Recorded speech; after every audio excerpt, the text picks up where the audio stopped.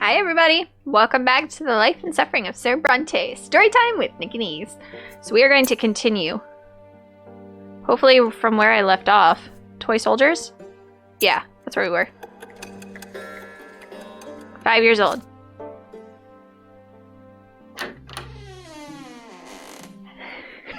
This story is so weird. Okay, toy soldiers. You wake up to Father's touch on your shoulder. He is finally back home after a long trip.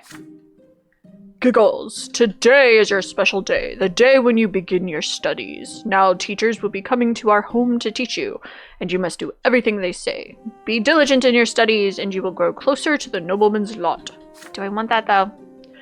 Since you must remember this day, a present is in order. Lydia, get our little schoolboy dressed. I am taking him to the market district. Oh, first time he's interacting with me. Stefan wants to come with you too, but Father shushes him sternly. This is your day. Your elder brother is hurt to hear this, but stays quiet. Booyah! Booyah! Okay, so what happened last time? The brother was a dick and was a nobleman, and the sister had the common lot and got whipped. So, okay. An open carriage takes the two of you through the dusty, noisy city streets, a pleasant wind tussling your hair. Your city is called Enizot. That you already know. It is one of the largest cities in the entire empire. There is a big shadow on the street. It comes from the white foliage of an enormous tree that spreads its branches all above the city. My son, did you know that the silver tree grew from the blood of our god's own disciples? It has been growing here for hundreds of years, right in our city. It cannot be damaged or burned, not even the clergy know why. How many people have tried to burn it? The carriage comes to a halt by a small shop next to a city square. You run there and freeze by the stalls in excitement. This is like the first time that I've been to the market. I mean, first time I assume with my father anyway, but that'd be kind of fun. The shop is packed with dolls and figurines and toys. Never seen so many once. Have you chosen your present yet? Father asked. You have. You want the Holy Order set, which includes several figurines of the Empire's greatest warriors of all time. You rattle off everything you know about the Holy Order. They were the ones who aided the Emperor's own forces in seizing the province of Magra and storming our city. That's how we joined the Empire. Father nods in approval. Very well. War isn't your lot for now, but maybe these toy soldiers will teach you to think like a general. We will lead them into battle and study military strategy. Go ahead, take your present. Having said this, Father turns away to examine the books. You run to the box of toy soldiers, delirious with excitement, but there is a fancy-dressed boy in your way. He is about to take your warriors for himself. He elbows you aside and reaches for the box. Anger overcomes you, and you push him from behind. Your opponent falls to the floor. The rich boy screams so loudly everybody in the shop hears. He hits me! He hit me! A tall tower of a man looms over you. This is the boy's father. But then you feel your own father's hand on your shoulders. What happened? You press against Father. Your mind more at ease now. He will protect you. Yes, you shoved the boy to the floor in front of everyone, but he tried to take your present for himself. Father turns you around to face him when he hears these words. Is this true, Giggles? Did you strike the son of a nobleman? Tell him the truth. Tell your father that you repaid the impotent boy in kind. Admit your guilt. You step between the adults and say that it was all your fault. It is all my fault, honestly. Deny your guilt. Tell him the truth. Admit your guilt. Oh, I don't know what to do. Like, yeah, it was all my fault. I should not have pushed him. I mean, that's kind of a jerk move right there, but I tell the truth. It isn't fair to blame you without letting you speak too. You didn't want to shove that stupid boy. He was the one who shoved you first. But the angry nobleman, the boy's father, will not let you finish. Nobody cares a whit for your so-called truth, little lowborn. The law is the law, and your punishment is due. Your father nods in agreement to these words, no matter how sad they make him. I got hit again. They lead you and the nobleman's son out of the shop. You're told to bow to him and show humility. A bad feeling sends a shiver down your spine. With a satisfied grin on his face, the boy swings his arm and slaps you on the cheek. He strikes you again and again. Enough. He got what he deserved. We're leaving. Get out of our way. Your head is swimming from the heavy blows. You return to your senses back in your bed, with servants treating your face. Father stays by your side all day. The morning after, you find a little box on your bed with the tin soldiers of the Holy Orders inside. You pay dearly for your stubbornness. Psh! Well, I got determination. I'm going to be the most determined kid. If nothing else, that's what I'm getting out of this. Lots of determination. All right, 6 years old.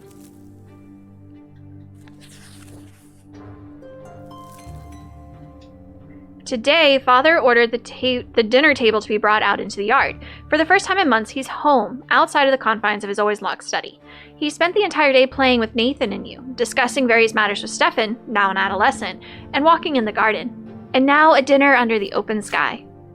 Your entire family gathers together, with Father at the head of the table smiling. He asks each of you about your studies. Nathan climbs up on his knee and recites a counting rhyme in a funny, sing-song voice. Stefan mentions that his fencing teacher praised his accomplishments. He rises from the table together with Father to show his skill in a practice duel. Next comes Gloria's turn. She stands on her chair and recites a lengthy prayer by heart. Mother showers your sister with praise. Father chuckles quietly, hiding a smile in his mustache. When your turn comes, you recite all the ranks in the Legion, from common soldier to high commander. Stefan listens to you with a skeptical look on his face. Night slowly falls, but the servants ensure that the yard is well illuminated. You don't feel cold in the dusk tonight. It feels good, yet so important. All of you are finally together, sitting at the same table. No fighting, just smiles. No arguing, just pleasant small talk. Aww.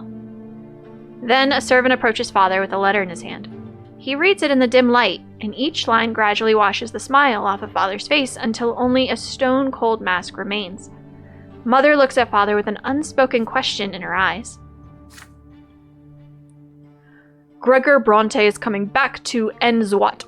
He is the head of our family, my father. Oh, grandfather's coming. Doesn't sound like a good thing. All right, grandfather's returning home. The intrusion. Ever since the news of grandfather's impending arrival, there has not been a single day when the house has not been cleaned or decorated. Your parents anxiously make sure everything is in order. They tell you to wash your face and hands after walks and scold you for leaving books on the floor. They tell Gloria she'll be flogged if she is ever seen hiding in the attic. They make Stefan stay in his room. Even baby Nathan gets in trouble. Everyone is on edge. Then one day, grandfather arrives. It is a grim day, so hot your neck is sticky with sweat. Father, Mother, Stefan, Gloria, you, and Nathan, the entire Brante family, stands on the porch in front of the house. The house servants lined up behind you. The house servants lined up behind you. I read that as if, like, the house. Never mind. You know what? Keep going. The carriage arrives, and out steps a tall, gaunt man with a heavy walking stick and a heavier gaze. You cringe instinctively. Good health to you, Father. Children, greet your grandfather as you have been taught. Still trying to look like a real nobleman, are you? You can't fool me, Robert. I was the first of the Bronte family to be emboldened by the mantle, and I'm the only one who remembers how to bear this burden properly. Sounds like an old lady. Can't help it. I live honorably by my lot. Your marriage to that low-born wench cut us off from ever becoming nobles of the sword. My progeny could have been born bearing noble blood. Father, I beg you, this is not the place. Grandfather eyes him with scorn and walks into the house, the entire family following close behind him. I have all been away far too long. The entire house is a mess. This is an insult. How can you live in such a pigsty, Robert? The servants have grown far too lazy, all thanks to your commoner of a wife. I warned you, did I not? And yet you didn't see as you fit. And the children, what do they know of tradition or honor? They are being raised in a virtuous family, Father. And now you're speaking like a low-born who's content to live in humility. Twins willing, now that I am here, this will not happen again. I am taking your oldest son to the capital. I see you cannot provide Stefan with a proper education, so I will correct your mistake. Your brother's fate has been decided, just like that. Father does not object. He orders the servants to prepare Stefan for the journey. Stefan freezes in place, glancing at grandfather and father again and again. The latter puts a hand on his shoulder reassuringly. Grandfather's lips are a tight line, white with contempt. The house is examined, room after room. Everything grandfather sees is showered with scorn. He scoffs at a crease on a blanket in Nathan's crib in Mother's room. He mocks Gloria's knitting in her room. The door to your room is next. What is this, Robert? 10 soldiers in your younger son's room? He was born a commoner. Won't have him daydreaming of battle. Grandfather seizes the box containing the 10 warriors of the Holy Order. Your father stays silent. Anger and fear boil within you. This is your big present from the first day of your studies. It means so much to you. But what if he's right? What if you need to prove your right to command the toy soldiers first? Grandfather shakes his head in disapproval and shoves the toy box into the roaring fireplace. If you wait too long, they will melt into flames. These are my options? I can't rescue my 10 soldiers? Oh, I need more determination, huh? I have been so determined. That's all I've been doing. How do I not have enough? This is absolute awfulness. Burst into tears, overwhelmed by the horrible sight. Strike your grandfather. Ugh, these are all horrible. Like, they're both bad.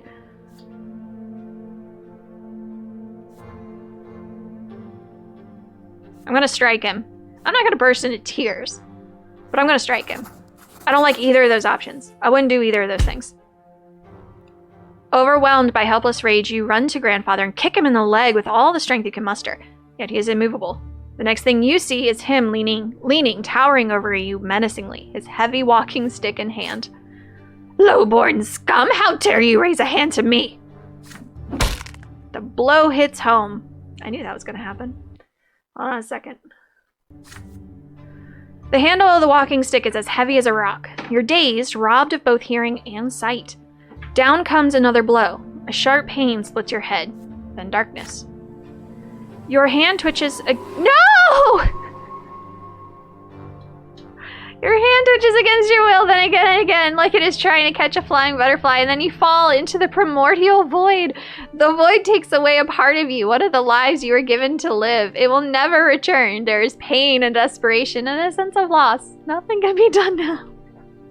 I killed him. I killed him. Not poor Giggles Brante. Okay, well, he made it to 6 years old? He made it to 6 before dying? Oh my god. I didn't want to die. Okay, it's fine. You fall into a pain that embraces you like a soft feather bed. You feel light, free. There's no restraints, just a warm glow that envelops you in its secure embrace. The waves carry you, their touch is soft. They deliberately enshroud what was once your body. It is a feeling unlike anything you have ever experienced before. Something absolute and complete. You touch something greater, the reason behind everything, the reason for your very existence. You were sculpted from this light. It was the first thing you ever felt, a boundless and sincere unity of the diverse. Your beginning was a spark that cast this light in all directions. And now you're here again, one with the being of everything. The light gleaming from you resembles the light of the shining pillar. You still see it, in the north as always. The waves of light carry you to 2 figures. The elder is nearest. He is ready to accept you. He is quiet, wise, kind, and pure. The younger waits further back. You do not know what he is yet. The waves pause at the elder's feet. He leans over you and plants a feather-like kiss on your forehead. The kiss spreads all over you. You are filled with unparalleled delight and bliss. You exit. You are unique. There is no one else like you. You know this, and they love you. You will never be alone.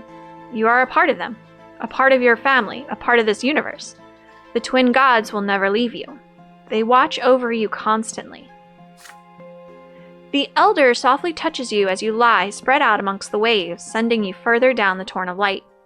You float on to the top of the silver tree's spreading crown. The closer you get to the silver tree, the heavier you become.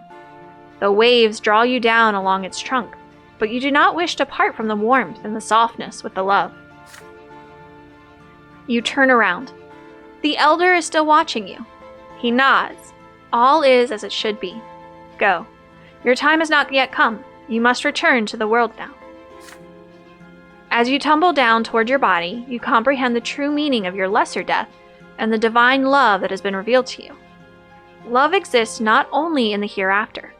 It is present in the entire design of the twins that is the origin of all life in this world. What is the manifestation of this love in your mortal life? Empire, cause, lot, yourself, family, remain silent. What is the manifestation of this love in your mortal life?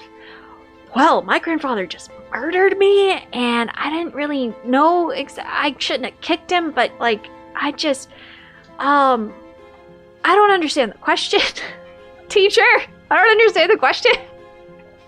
Hold on. I just still can't believe what's happening. I don't understand. The first death. Love exists not only in the hereafter, it is present in the entire design of the twins, which is not true because that's stupid. That is the origin of all life in this world. If all life was created out of love, then bullshit like this wouldn't be going on. What is a manifestation of this love in your mortal life? I don't know. Family would probably be it. Love always lives in kindred blood. You share a miracle of life and universe with your kin. Your family is what you are given upon being born and what you leave behind when you depart. I'm only 6 years old. Family would probably be the logical thing, but I personally believe that you choose your own family, or well, you can't choose your family, whatever. Empire, by creating the empire, the twin gods cared for all living creatures. The empire is the only thing that gives us a place in the world and a connection to others. It is an enormous family made for people by the gods. Probably corrupt, though. Cause. The love the gods have for you is so great that they allow you to change the world they have created, to influence it with your deeds. Whatever your mission is, it is proof of the twins' God's love for you. Yourself. What could be a stronger manifestation of love than your very existence? Your every emotion, every thought, every action exists by virtue of the love from which twin gods created you. I'm not feeling the love. Like, they're saying that the twins love me? That they created me for that? I'm not feeling it, man. I don't know. I'm just not feeling that love. I guess remain silent. You do not find the answer you seek. A sudden comprehension of the love with which the entire world is imbued illuminates your mind, but then it fades away and vanishes. You regain the sensation of your flesh. It is heavy and unwieldy. It lacks that lightness, that light. It is a burden. It is smothering you. You gasp for air. Your chest expands painfully. You feel as though your lungs are about to burst. The stagnant odor of the crypt fills them, revolting but so real. You are back. Did they bury me? They buried me. Then you smell a sickly moist smell. You feel dampness all around you. You come back to your senses in the gloom of the family crypt, lying flat on a stone slab. Your parents are on their way to the crypt right now. You hear their muffled voices. They are arguing, and against all rules, Mother will not agree with Father. Why would Sir Gregor do this? He just took one of our child's lives. Lydia, my father is our family's head, and the boy raised a hand to him. There was nothing we could do, and Father did admit that he was too hard on him. Please do not anger Sir Gregor. You need to accept this. It will never happen to any of our children ever again. Their voices grow quiet as they lean over you. You lean on your elbows to try and get up from the stone. Mother gingerly wraps her cloak over your naked body as you shiver from the cold. My son, your first death came far too soon. I know it may be difficult to realize what happened, but now this. The twin gods are ever merciful. You are a child, and your time to leave for the hereafter has not yet come.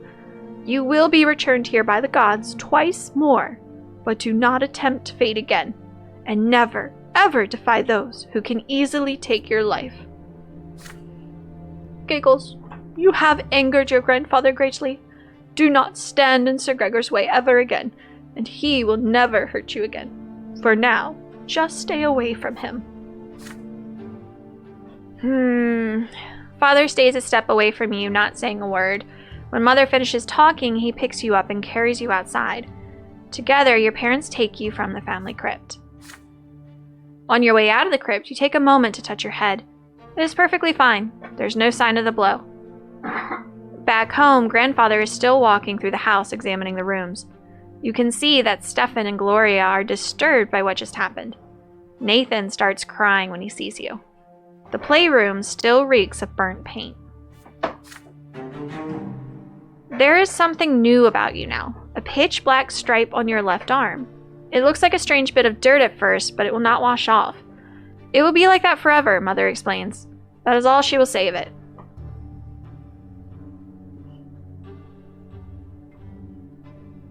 I don't know what just happened.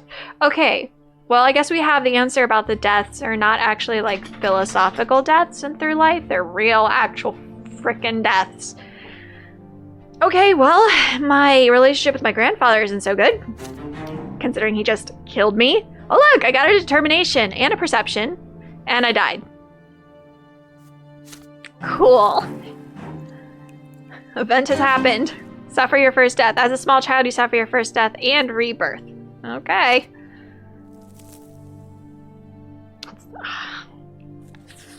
This is messed up, man. It's messed up. Father's sword. This event is a consequence of your previous action. Conditions met. I got determination. Okay, cool. So I got something to happen. When Father is not working long hours, you often see him spending long stretches of time in the backyard, practicing his fencing. You are allowed to watch, but that is it. You are forbidden from touching the sword, let alone actually learning how to fight with it.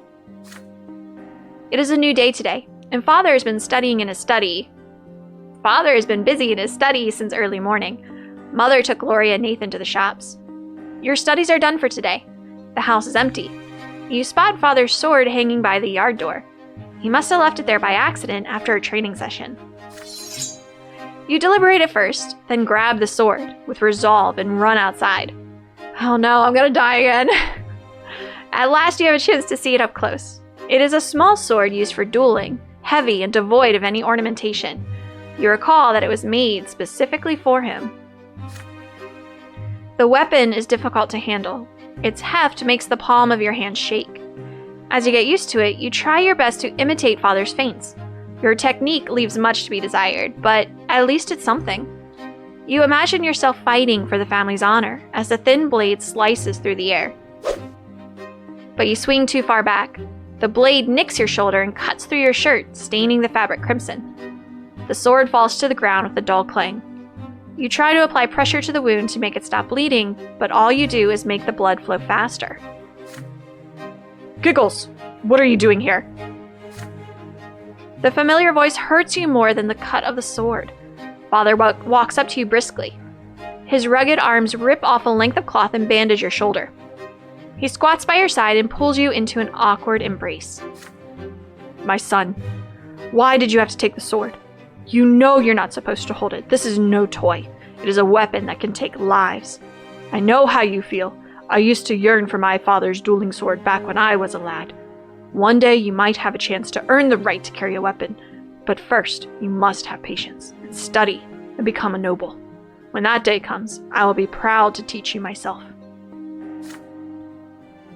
You rarely spend time with Father without someone else around. There is paternal love in his voice, so much that even the cut on your shoulder barely hurts now. You would be glad to be convinced by what he says. But how can you forget your dream? How can you abandon it just to earn Father's approval? Is it right for him to ask so much of you?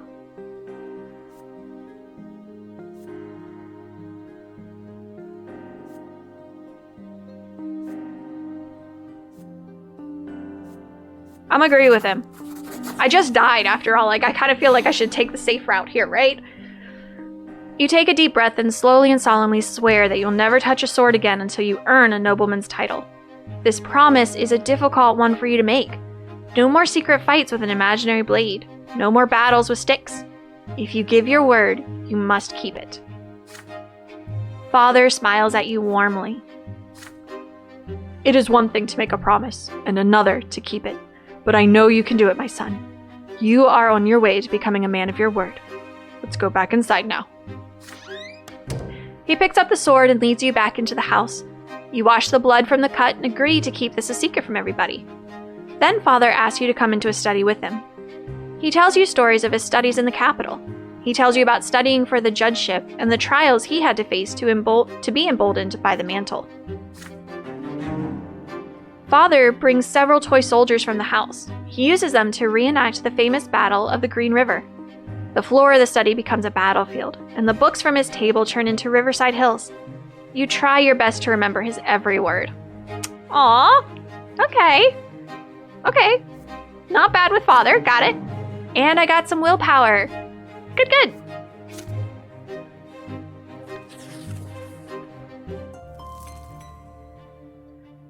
Alright, so another year. Soon, Grandfather leaves. Your elder brother Stefan goes with him. From that day on, Father's higher teachers tend to you alone. They bore you with monotonous lectures on writing, counting, and the way of life in the blessed Arcanian Empire. You often distract yourself from their instructions by playing with your younger brother Nathan. Your home grows quiet without your elder brother. Too quiet. Weeks later, your family receives a letter from Stefan.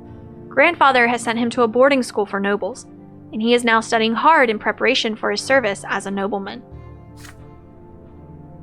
The rules here are way too strict. Can't even sneeze without the teacher's permission. But I've been studying with my peers. We're learning how to live as nobles in a noble society. We're also learning the art of swordplay. That's my favorite part. With Stefan now at the boarding school, Grandfather arrives once more, this time to live in your home. The only good thing is that he often has urgent business in Eterna, the capital of the Empire, and has to travel there. One day you ask Mother where he lived before. In Eterna, she says, but now his place is here. Each time Grandfather returns, he gives the servants new orders. Your home is now always busy with repairs. The servants are redecorating Grandfather's chambers, including his library and sitting room. Sometimes Father tries to gently talk him out of this. Why subject the house to constant reconstruction? Grandfather's answer is always the same. This home is my home, and I will live here as befits a man of the nobility. Alright, oh, Jesus. Alright, an illustrious guest. Some days, Grandfather stays home, and on those days, you try your best to stay out of his sight. But there is no way you can avoid family breakfast. The food is there, but you cannot bring yourself to eat. Mother's eyes are red and swollen. She's been crying all night again.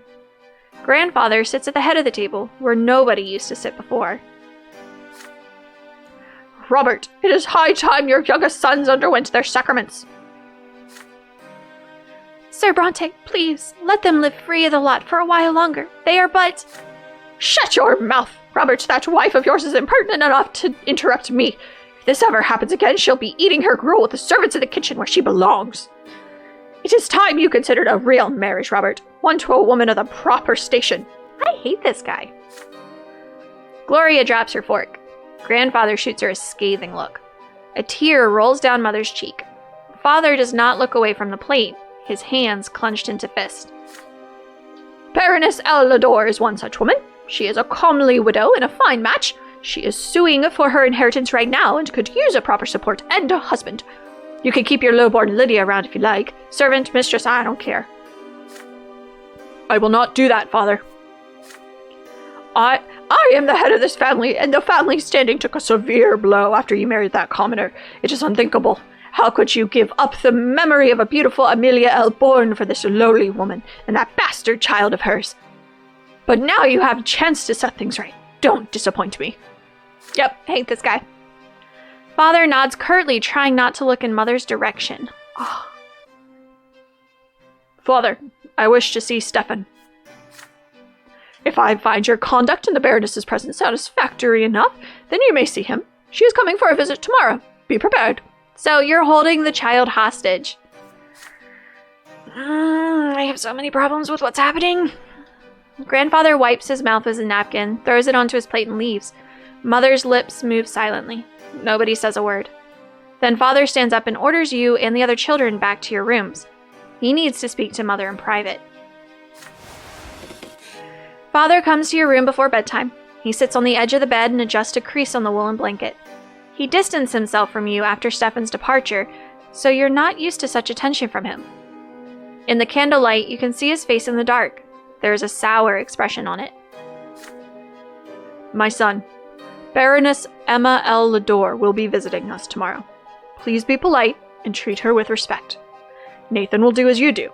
I want this dinner to be as immaculate as possible. Don't let me down. Oh, this is bad. On the next day, Mother starts dressing you and Nathan for the coming dinner. You see red all around her eyes. She's been crying for a long time. It hurts just to look at her. Nathan starts whining quietly. You and Nathan are dressed in new doublets, your tousled hair brushed into shape. Gloria is told to stay in her room. Father appears wearing his best suit. Mother is in a humble brown dress, looking pale. Grandfather has an uncharacteristically contented look about him. I hate this. I hate this. You hear the sound of wheels and hooves against the cobbles in the yard, then a pair of dainty heels come clacking. The antechamber is completely quiet and still, fearing Grandfather's observant eye. The door opens. You see your guest, a beautiful, dark-haired woman in a dress of elegant deep blue. Father takes the hand of Lady Ellador and kisses it, showering her in compliments. Grandfather's face is beaming in her presence. No one even bothers to introduce Mother.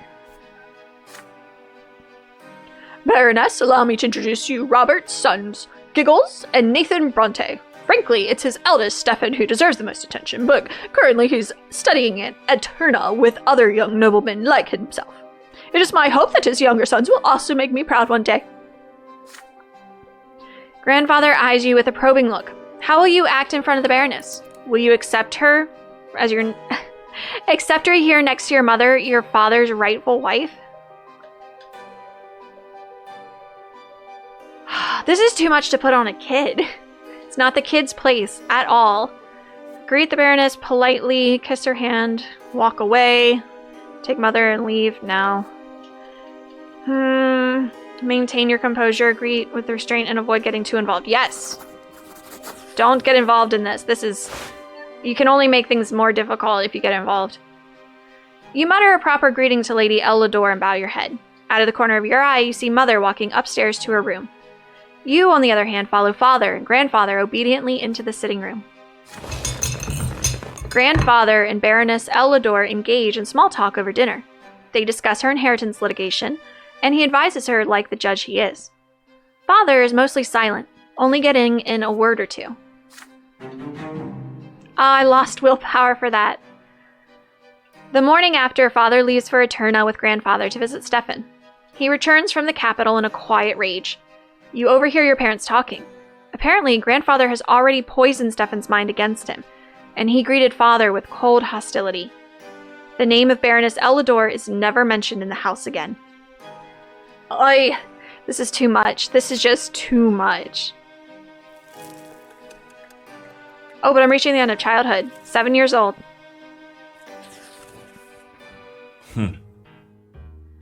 Father now checks on your studies often and nitpicks you for sitting or eating or speaking in an incorrect fashion. Once he becomes so annoyed, he says that he wishes Stefan had been the one to stay home instead of you. You never expected to hear these words from your father, of all people. Yeah, rude. Grandfather's trip to the capital took longer than expected. It feels lighter around the house without his presence. You allow yourself a little change of scenery. Instead of your room, you now busy yourself with reading and calculations in the sitting room across the open door to the yard. Gloria has joined you today. She has already helped you progress through several complex passages in the book. Right now, she seems preoccupied with a strange tube. Aren't you hurt by the way Grandfather treats you? I ask. Gloria just shrugs. Grandfather always says they should get rid of me. I'm used to it now. He hurts you a lot worse because you're closer to him. I just have to stay out of his way, that's all. She shows you the strange tube she's been holding all day. Look, it's a kaleidoscope. I got it as a gift. Want to see inside? Excited by the idea, you close the book and peer into that tiny hole on one end of the tube. Your eye sees a multitude of intricate patterns. Each turn of the tube reveals a new web of interwoven colors. They mesmerize you. The kaleidoscope churns the fiery burning in the fireplace into cavalry made of flames. You're riding at the front of fiery horsemen ready to face the enemy. Grandfather's face emerges from the intersecting lines, and you swing the kaleidoscope like a sword, cutting it in half. Now you look at the blue sky through the window. The patterns are unending, secretive, and calm and peaceful. Just like Father's smile before Grandfather's invasion. The deep blue gives way to a scattering of gold, radiating gentle warmth, like Mother's arms. This fleeting beauty, too, soon gives way to a hypnotic new pattern. Again and again, you see your family in these interconnecting figures as they come together and break apart. And in the middle of this golden glow, you see Gloria's green eyes gazing at you, observantly. Your sister left you long ago. The books are abandoned, the time slips away unchecked, but you're still busy peering into the kaleidoscope. Order emerges from the chaos before your eyes again and again, but you cannot preserve it, no matter how you try. You're caught in an internal conflict. There's so much that can be done with this kaleidoscope. Should you take it apart? Or ask Gloria how it works? Or keep enjoying the patterns it shows you? But you still have lessons to do. Take it apart. Taking the toy apart to learn the secrets of the never-ending patterns. But if you take it apart, then it destroys it. If you keep looking through it, kaleidoscope as versions of warriors bathed in glory reveal themselves, or return to your studies. Choose to finish your studies first and share the discoveries of Gloria later. Oh, this is hard. Take it apart but destroy it. Keep looking through it, keep daydreaming, or return to your studies. I'm gonna take it apart. Let's learn. That was a hard decision. You examine the kaleidoscope as curiosity overtakes you. There is something strange rumbling around inside it. It has to be a mystery of some kind. You are dying to figure it out, itching to understand how it works. You rip away the wooden cylinder on the wide end of the kaleidoscope. Inside, you see 3 elongated mirrors, put together to form a triangle. The transparent glass shield falls out and onto your knees. A bunch of glittering tiny glass baubles scatter on the table. There was nothing infinite inside it, you realize. It was just a clever trick.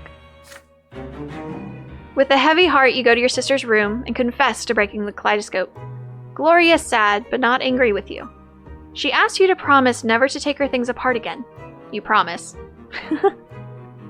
So I gain a perception, I lost a lot of willpower. Wow. Yeah, alright, that's fair. Maybe I can make a new one? Grandfather's visits are no longer a cause for fear and panic in the house. He has become something you're used to, something nagging, yet not unordinary, like a splinter or a stain on your trousers. The tension still remains, however.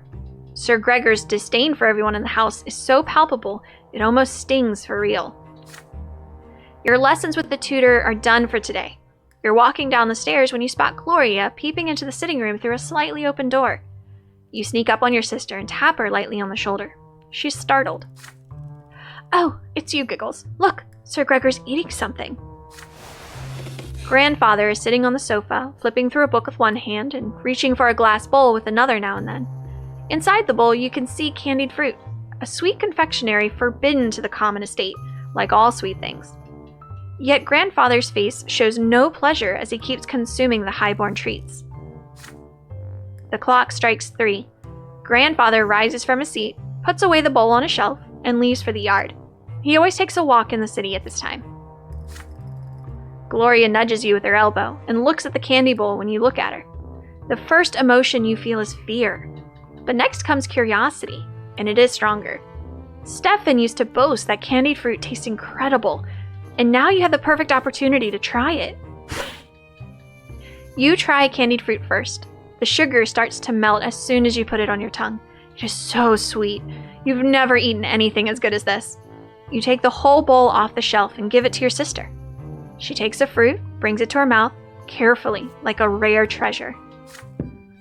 There is a thumping on the stairs.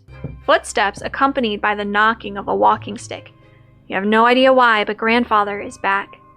You quickly hide behind the sofa and pull Gloria after you, but she is frozen in place with the bowl in her hands. The door opens. Grandfather's menacing figure advances on Gloria. His hand seizes her arm. You squalid, ungrateful, low-born child! How dare you bite the hand that feeds you! You are a trollop of your mother would be sleeping in a ditch if it weren't for my spineless son. The sweet and pleasant things in life are for the noble estate, not for the likes of you. Did you forget your lot? His hand swings and hits Gloria on the cheek. She falls to the floor right next to where you're hidden. Her fingers glisten with the warm melted sugar that brought you here.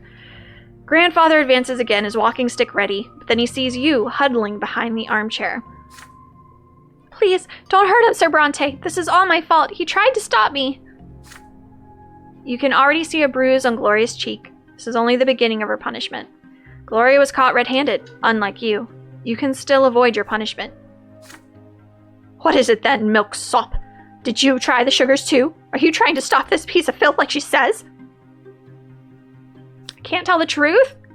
I lost all my willpower. Lie. You start mocking him. I don't like it. I don't like any of this. I want to tell the truth. But if I mock him, he's gonna kill me again. No.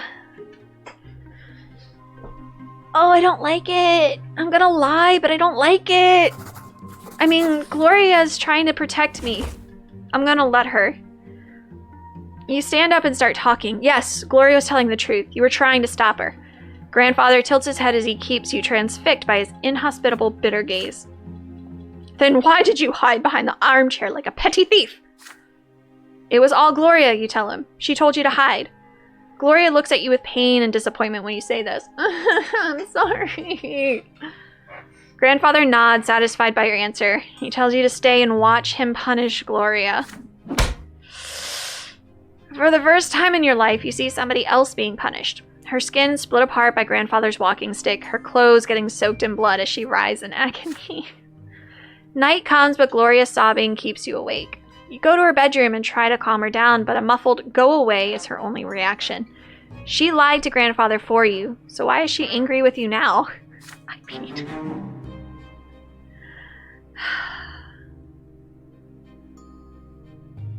I'm just upset. I just don't like it. I'm just upset. Mother takes Gloria to church next morning. They return late in the afternoon, and Gloria begs Father on her knees for forgiveness. She will never ever take what she does not deserve by birth, she pleads. She does not look at you. Not even once. Oh, if only I had that frickin' willpower before.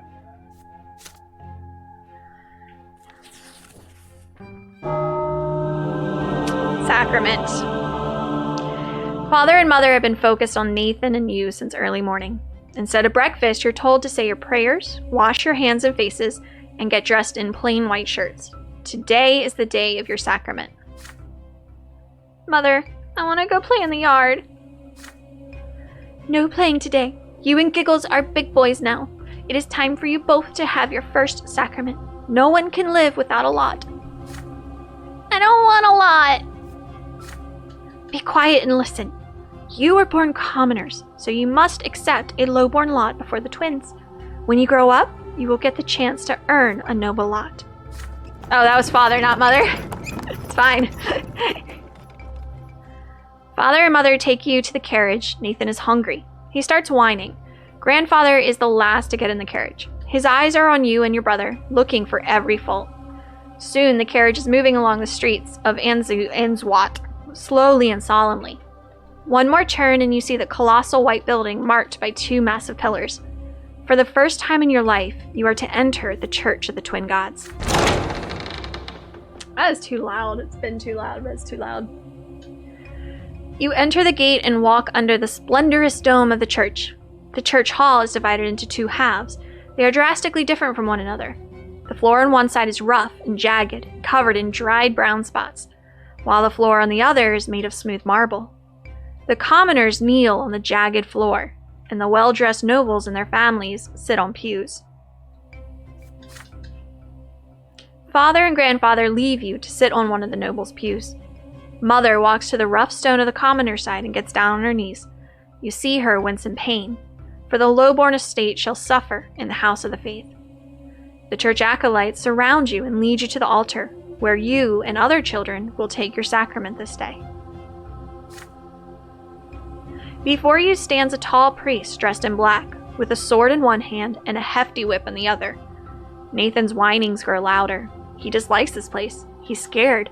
You remain quiet, but your stomach roils in unease and anticipation. The first child to take the sacrament is a jaunty little boy from a family of nobles. The priest extends the sword before him and recites the words of his lot. From this day forth, he will fight and rule and pursue the arts. His mind now forever free from the throes of suffering, for he now belongs to the noble lot. The boy proudly touches the flat of the blade with his lips. Nathan is next to receive the sacrament. He suddenly snaps out of his fearful trance and tries to break free, but the acolyte pulls him towards the altar and throws him to the jagged floor on the low-borne side. The sharp edges bite into Nathan's knees as he lands, spraying drops of red around him. I don't wanna! Giggles! Why do they want to whip me? What did I do? You try to break free and run to Nathan's side. You want to give him courage and protect him, but the acolyte's grip on you is too firm. You feel utterly helpless. Your little brother has to face the world all by himself. The priest starts reciting the words of the lot as he swings the lashes over Nathan's shoulders. From this day forth, Nathan, thou shalt endure and work and suffer. Thou shalt be ardent in thy labor and humble in obedience to thy rulers. And now cometh thy first true suffering, which thou must accept with gratitude. Oh, I hate this. I hate this. The lash cracks, it strikes his right shoulder. It strikes his left shoulder. The blows are so powerful that Nathan falls to the floor. The priest tells him to rise. He has received his lot. Nathan gets to his feet and drags himself towards Mother, his knees torn and bloodied, his spirit broken. It is your turn. Your feet will not move. You can barely muster enough strength to walk to the altar. You get down on your knees and feel the sharp stones below. So sharp, your clothing cannot protect you. Your skin begins to burn. The acolyte forces your head down, and you feel the lash being drawn above you, ready to strike. The priest's words are for you now. This is thy sacrament. Thou shalt work and endure and suffer. Thou art about to receive thy first true suffering by the sacred lash. Dost thou accept thy lot? So if I accept it, raise your head defiantly and stand up. Catch the lash before it strikes you. Defy the right. That would just be like, I think I would just die, pretty sure.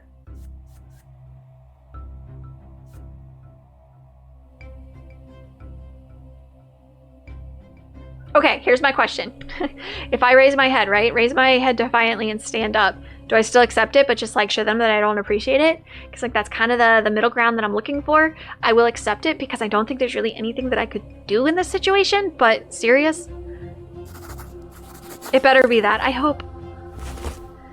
The priest readies the lash, but before he can strike you, you raise your head and stand up. There are cries of indignation among the churchgoers. The whip cracks, strikes you on the right shoulder, but you keep your head up. It strikes again, this time on your left, but you remain standing. No one intervenes. Even the priest is confused by this turn of events. Yeah, that's exactly what I wanted. He grits his teeth as he orders you to depart. You are to remain humble and obedient from this day forth, for you now belong to the common estate. You walk away from the altar swaying. You see things with surprising clarity now. You can barely feel the pain, even as blood runs down your back. A timid hand touches yours. It is Nathan, his tearful face a mixture of confusion and awe. Mother takes your hand and leads you out of the church. Once you're outside, she scolds you for being so insubordinate. Grandfather is the last to leave this church. His face is covered in red, angry blotches. There is a quiet fury in his voice as he says something to Father, who remains quiet and miserable as you walk to the carriage. You defied a powerful will that day. There is fear inside of you. You fear that this will might one day destroy you. Okay, well, there's my willpower again. I took my sacrament. Okay. I received the commoner's lot. Could I have just kissed the sword? That couldn't have worked, right? Like that wouldn't have actually been in a world like this. I mean, that wouldn't have worked. Could it? Oh, I don't know. Okay, well, I'm gonna end this here, but I don't even know what to make of this story. What is happening? What the love of the twin gods, like, what is happening? I have utterly no idea what this is all about, but I am enthralled. So I will see you guys in the next one. Thank you guys for watching. Let me know what you think. I am excited. So bye.